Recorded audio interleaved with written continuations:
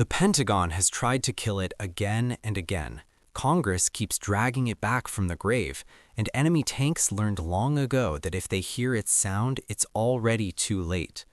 This aircraft isn't fast, stealthy, or beautiful. It was never meant to be. It was built to survive hell itself. If you like calm, factual explanations of powerful systems most people never fully understand, this channel is for you.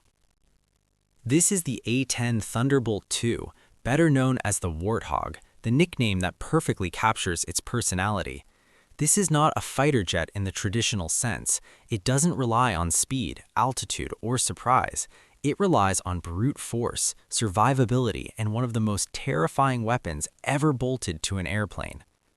The A-10 was designed around a single idea: close air support.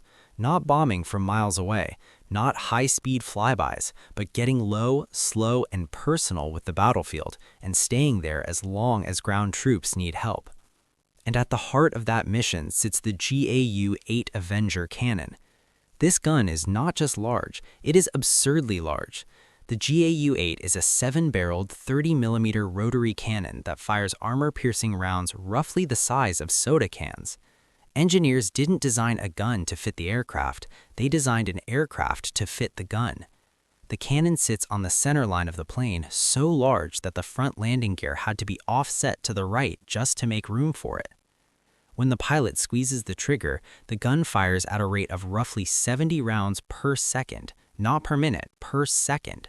The recoil force is so immense that it nearly equals the thrust of one of the plane's engines. In simple terms, firing the gun actually slows the aircraft down in midair. Imagine pressing your car's horn and feeling the vehicle physically decelerate. That's the level of raw mechanical violence involved. The ammunition itself is designed for destruction. Many rounds are armor-piercing and use depleted uranium, a dense metal that self-sharpens as it penetrates steel. Against tanks and armored vehicles, the effect is devastating.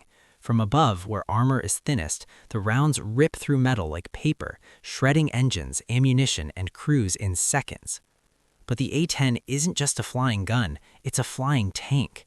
The cockpit is encased in over 1,000 pounds of titanium armor, often called the bathtub, which surrounds the pilot and can withstand direct hits from anti-aircraft cannon fire. The fuel tanks are self-sealing, meaning bullet holes close themselves before leaking fuel can ignite. The flight systems are redundant, triply backed up, and even include a manual control mode in case hydraulics fail entirely. Pilots have returned from combat missing engines, with wings torn open, tails riddled with holes, and systems completely destroyed, and yet the aircraft keeps flying. This isn't theoretical survivability, it's proven, documented, and repeated across decades of war. The A-10C variant took this already brutal machine and brought it into the modern digital battlefield. Glass cockpit displays replaced analog gauges. Advanced targeting pods allowed pilots to identify enemies day or night in dust storms, smoke, or urban chaos. GPS-guided bombs, laser-guided munitions, and real-time data links connected the aircraft directly to troops on the ground. The result was something rare in military history, an old platform that didn't just survive modernization, it thrived in it. Quick question, do you think the A-10 should be retired, or is it still irreplaceable? I'm genuinely curious. Let me know in the comments. To understand why the A-10 exists at all, you have to go back to one of the Cold War's most terrifying scenarios. NATO planners feared that if war broke out with the Soviet Union, thousands of tanks would surge through Central Europe, particularly through a narrow stretch of land in Germany known as the Fulda Gap. This wouldn't be a small skirmish, it would be a tidal wave of steel. Traditional fighter jets weren't built for this problem. They flew too fast, too high, and carried weapons optimized for other aircraft or strategic bombing.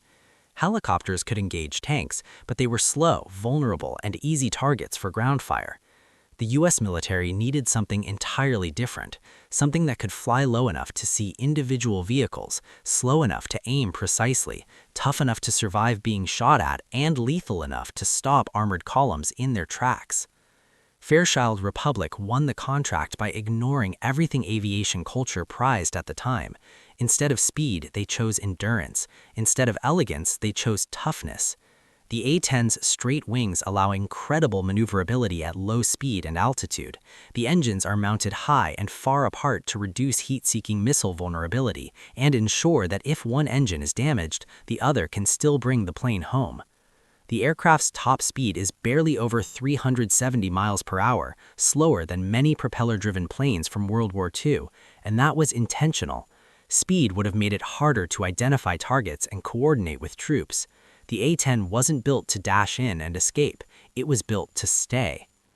When the first A-10s entered service in the late 1970s, critics were merciless. Test pilots called it ugly, aviation analysts said it was obsolete before it even flew.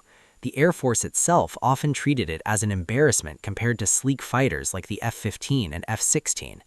Then came the Gulf War. In 1991, during Operation Desert Storm, the A-10 finally got the battlefield it had been designed for. Over the course of the conflict, A-10s flew more than 8,000 combat sorties. They destroyed hundreds of tanks, thousands of vehicles, and over 1,000 artillery pieces. They operated at low altitude under constant fire and maintained one of the highest mission-ready rates of any aircraft in the war. Iraqi soldiers learned to recognize the sound of the GAU-8 instantly.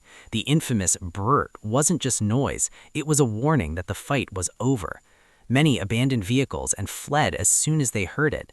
The A-10 became not just a weapon, but a psychological force multiplier. And crucially, ground troops loved it. They trusted it.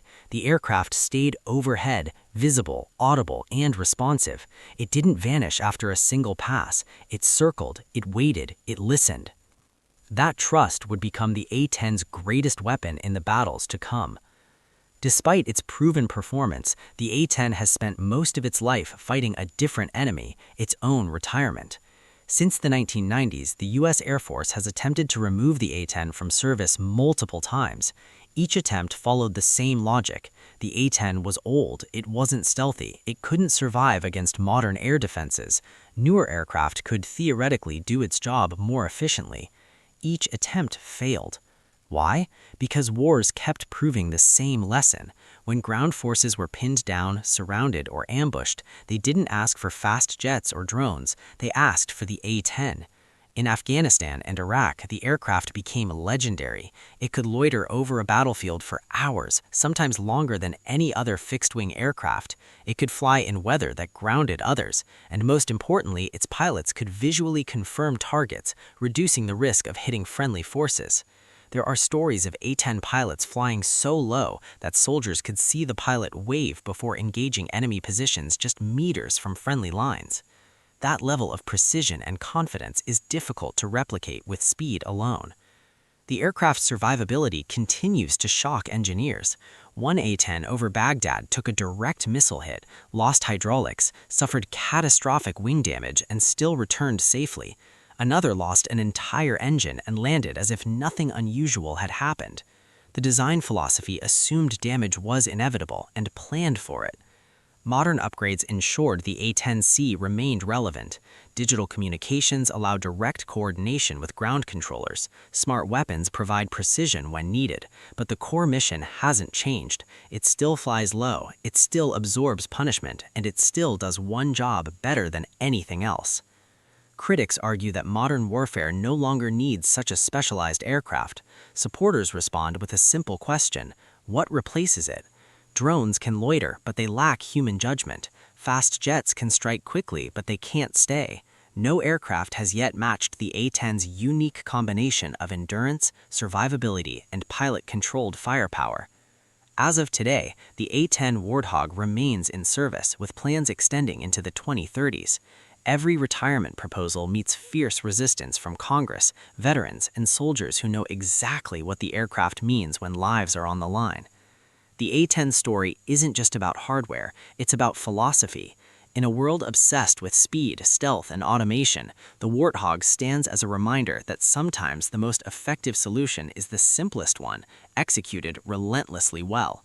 It was designed for a war that never came. It proved itself in wars nobody predicted, and decades later it continues to fly, not because it's pretty or modern, but because when everything goes wrong on the ground, there is still nothing quite like hearing that sound in the sky and knowing help has arrived. Sometimes the aircraft everyone wants to kill is the one that refuses to die. If you want more breakdowns like this, military, technology, geopolitics, subscribe. This channel is built for people who want clarity, not noise.